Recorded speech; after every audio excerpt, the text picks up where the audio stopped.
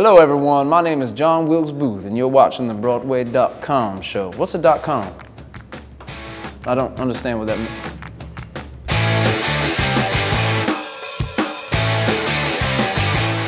Welcome to the Broadway.com show, your digest of all the cool stuff that happened on the Great White Way and beyond this week. Or as we like to think of it, the people who know how agonizing it'll be to wait for family members to finish opening their Christmas presents just so you can finally go see Into the Woods. Let's get started with the news. What's the buzz, Paul?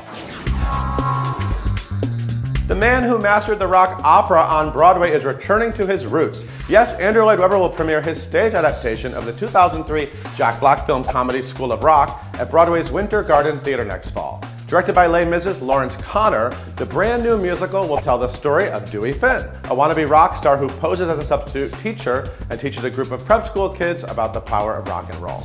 Lloyd Webber and lyricist Glenn Slater will write new songs which will be joined with rock hits from the film's Grammy-nominated soundtrack. Downton Abbey creator Julian Fellows will write the book for the show, which starts performances on November 2nd, 2015. Something must be right about something rotten. The new musical comedy follows a pair of brothers trying to step out of Shakespeare's shadow and will skip its planned run in Seattle in the spring and instead receive its world premiere on Broadway. Directed and choreographed by Aladdin's Casey Nicholaou, the show will play the St. James Theatre, beginning previews in March.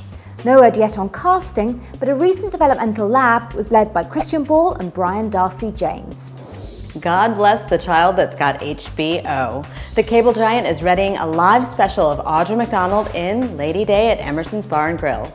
McDonald won her record-breaking 6th Tony Award for her performance as legendary vocalist Billie Holiday, and now she's filming the show, once again directed by Lonnie Price, in front of a live audience at Cafe Brazil in New Orleans. The premiere date hasn't been announced yet, but whenever it is, we'll be live tweeting it just like Audra wants us to. Right, Audra? It's time for your official Broadway.com casting update. Jeff Creedy is stepping in to headline in the Tony-winning musical A Gentleman's Guide to Love and Murder, while Bryce Pinkham takes a leave of absence to star in the Heidi Chronicles this January. Pippin's current leading player, Carly Hughes, has a new gig lined up. She'll be starring in Chicago alongside Jennifer Nettles after the circus-inspired revival closes. And later this spring, in the actual city of Chicago, Laura Osnes will be starring opposite Stephen Pasquale in the Rob Ashford-helmed production of Carousel. Wow, a lot can happen in a week. Congratulations, guys! In the treasured words of Ivy Lynn, something secondhand and broken can still make a pretty sound. This week, the Actors Fund announced that Craig Zadan and Neil Marin are producing a one-night-only concert presentation of Bombshell, the Marilyn Monroe musical from NBC's Broadway soap Smash. No word yet if Megan Hilty, Katharine McPhee, or any other Smash alums will be involved, but the star of the show will be Bombshell's 22 original songs written by Tony and Emmy-winning duo Mark Shaman and Scott Whitman. The Bombshell concert will play June 15th, 2015 at an NYC venue still to be set. Hi, I'm Vanessa Hudgens, and you're watching the Broadway.com show. Our tweet of the week once again comes from Broadway royalty. Matilda star Leslie Margarita writes, "Sometimes when you're gone from a show for 3 weeks, you come back, almost miss an entrance, and have to go on stage with no skirt. Hashtag I got no pants." Oh, Leslie, it's the holidays. You're not the only one with no pants. Am I right? You can follow this Broadway fave at Queen Leslie. You'll finally be able to see Meryl Streep, James Corden, Emily Blunt, Anna Kendrick, and many more big names go into the woods at movie theatres on Christmas Day. So, I asked the stars attending the Disney adaptation of the Sondheim Tuna at the recent world premiere, what other musical do you wish would make the big screen leap? Check out their answers in this week's pop poll. Well, I'm in Aladdin, so, and that's already been done, animated. Wouldn't it be interesting to do it with live actors, you know, a really film version of Aladdin? I got a soft spot for Miss Saigon, so I'd love to see that, you know. Of course, you know, Wicked. I would love to see what they do with that. I'm sure, I think I've heard that Frozen is probably in the works, right? I would love to see Tangled, actually. I love that one. I think Company would make a really amazing, like, indie film. Those scenes are, like, really unbelievable. I think they'd be, like, beautiful on camera, intense and taut. I've always wanted to see a Company movie, but maybe if they could wait, like, 8 or 9 more years so I can, like, get up there and do Bobby. Just saying.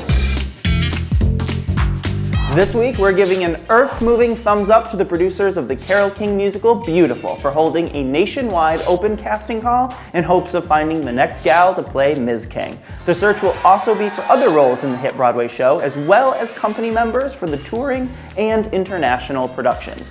Now, we hope just as much as you do that this is a real casting call to find a true undiscovered talent to take over for Tony winner Jessie Mueller, who will exit the tuner in March. So, if you think you can sing It's Too Late and So Far Away like Carole King, then check on Broadway.com for the details.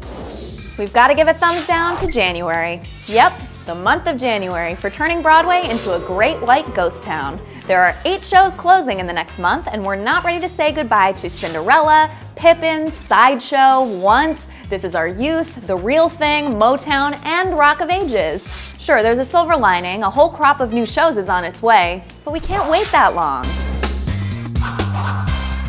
There was only one option for the final Broadway.com Culturalist of the year.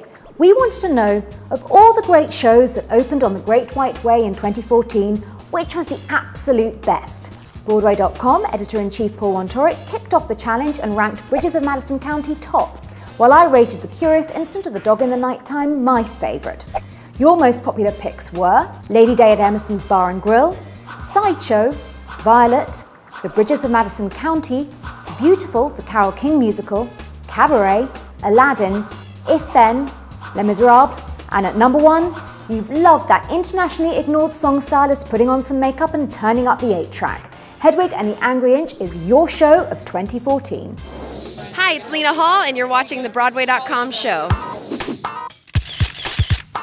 This week's hotshot is definitely making spirits bright.